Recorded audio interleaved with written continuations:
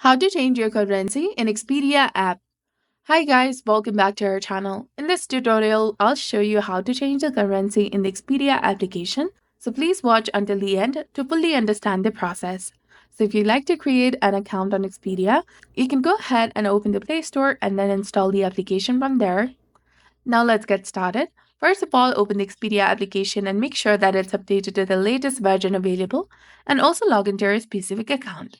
Now go to the account by tapping the bottom right corner of the screen and then access the settings.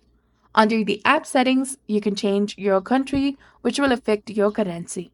For instance, if you want to switch from USD to Australian dollars, you can select Australia. And after you make this change, you need to sign out of the Expedia application and then sign back in. Once you've done that, your currency will be updated to Australian dollar or anything according to your preference. So that's it for this tutorial. This is exactly how you can change your currency in Expedia application. So if you found this guide helpful, please consider leaving a like and subscribing to our channel. Thanks for watching. See you in the next one.